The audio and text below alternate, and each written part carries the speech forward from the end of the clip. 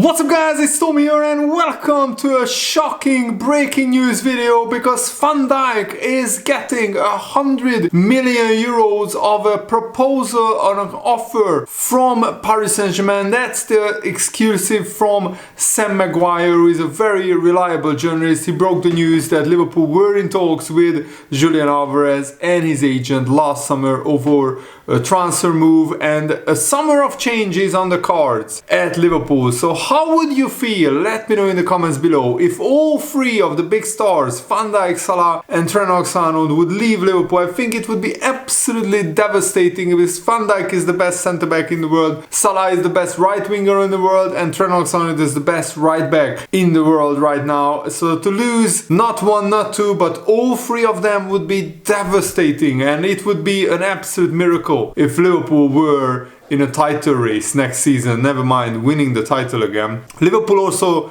expect to lose a left back. Kostas Tsimikas, the most likely candidate. Darwin Núñez and Luis Diaz are both linked and liked by Saudi clubs.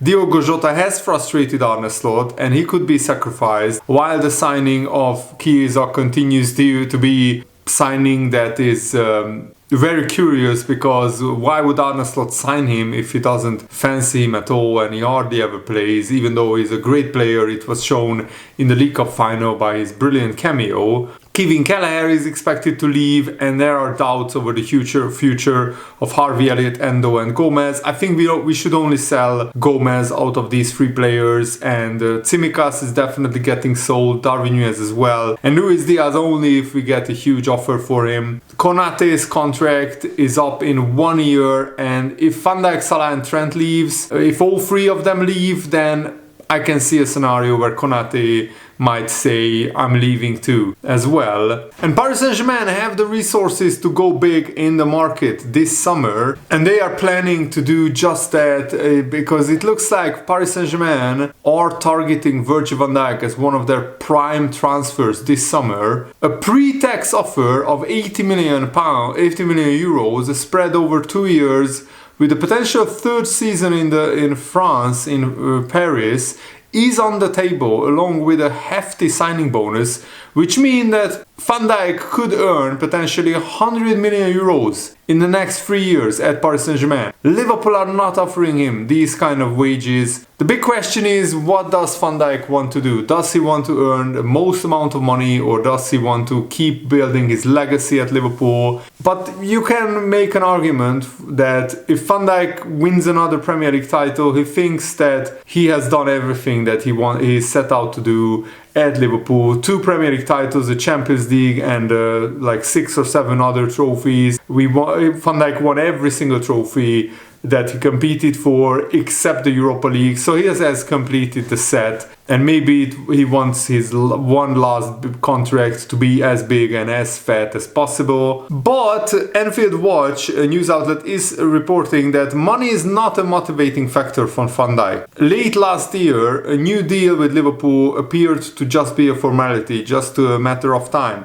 because Van Dijk was very happy at Liverpool. It was a case of when and not if Van Dijk extends his contract. However, Liverpool have dragged this out so much, taking their eye off the ball and leaving key players feeling disrespected, forcing Van Dijk into assessing his options. And that's why I said it's so bad for Liverpool to leave it so late, because sooner or later the players will say I had enough, and if the club doesn't want me, if they don't value me enough to give me my contract demands, then I will just leave. He might still remain with Liverpool, but every passing day that scenario is looking less and less likely, and Paris Saint-Germain sense that there is an opportunity to bring the world's best centre-back to their club, and they are rolling out the red carpet to lure him to Paris. And I think it's a plausible scenario that Paris Saint-Germain could sign Van Dijk, because they can offer crazy wages and a crazy signing on bonus. They signed already Messi, Neymar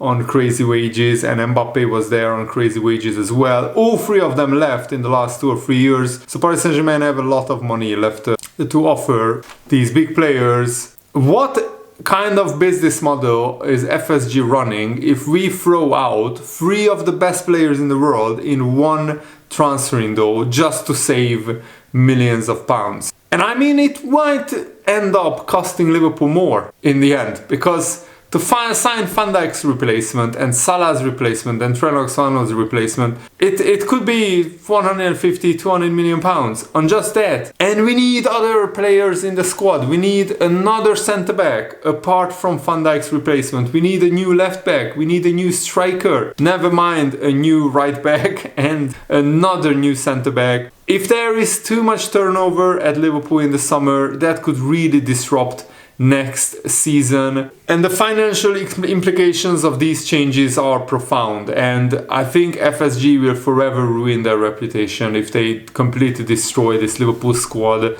by penny pinching and not respecting top players. I mean, I can understand why Trent is going to Real Madrid, but Van Dijk and Salah should stay at Liverpool. But if the club is not offering them high enough wages, if they don't respect them enough to offer them high wages, then I can understand them going, and this will be on FSG and this will be on Liverpool, the football club. And they also let Arne down if they do this, because Arne said that he wants Salah to stay, he wants Trent to stay, he wants Van Dijk to stay, but he's not in charge of the club's finances and he's not in charge of the contract negotiations. And the potential overall could of course free up resources for wages, but where will those transfer fees come from? Where will Liverpool find 300 or 400 million pounds to spend in one summer transfer window? Because at this moment, Liverpool are looking to at least spend that much if we want to retain our strength in the title race. You can't replace Van Dijk with a 40 million pound centre-back and expect Liverpool to be title contenders again next season. You need world-class players who can come in and do the job straight away. It's not just about losing Van Dijk's quality on the pitch, it's about what it symbolizes. Liverpool could lose their captain, their leader, their best defender, and also a Liverpool legend, a Liverpool icon. It's about the symbolic loss of stability and leadership that he represents. If Van Dijk leaves, he will have captained Liverpool for one season, potentially to a Premier League title, and then Liverpool let him go on a free transfer. It's absolute madness. And yes, Liverpool need an overhaul, but if you give yourself too much to do in one summer transfer window, then it will be a recipe for disaster. So these next few weeks and months are absolutely crucial in Liverpool's 5 to 10 year future, because this next summer could define Liverpool's next 5 years at least, and how successful Liverpool are. Sasha Tavolieri, another journalist, is saying that Van Dijk favors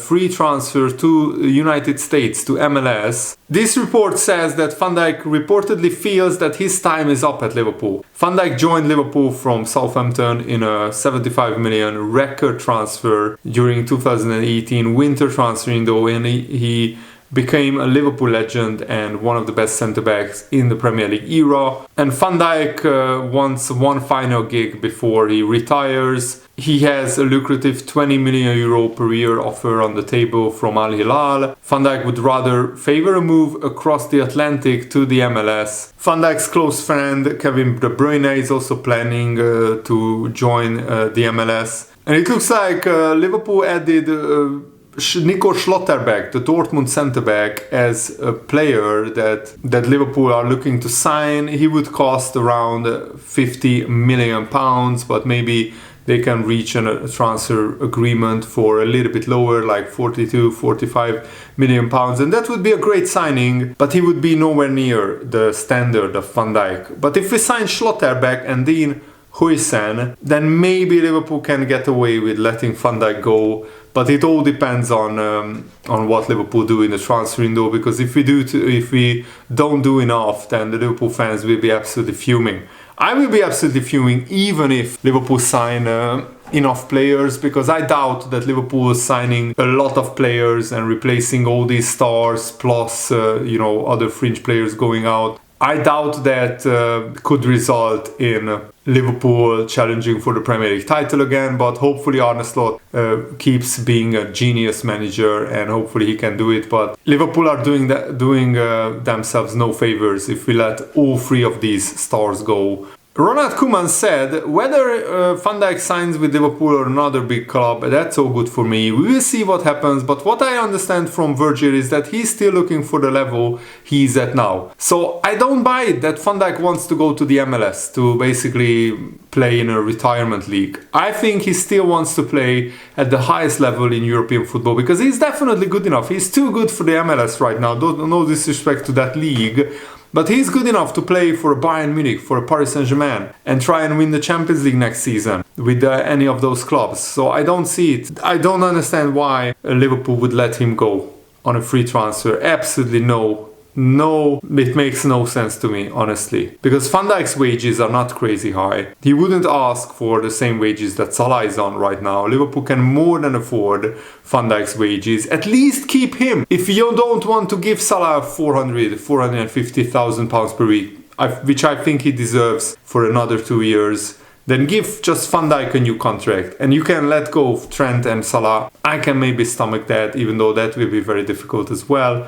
Liverpool messed up big time letting these three players get to the last few months of their contracts. I think their contracts should have been sorted out, even when Jurgen Klopp was the manager, but at least before January the 1st. And Graham Bailey, another expert, says that we know that Trent Alexander-Arnold is basically done with Real Madrid and Liverpool are privately accepting that now. But Liverpool are still planning a renewed push for Van Dijk and Salah during the March international break.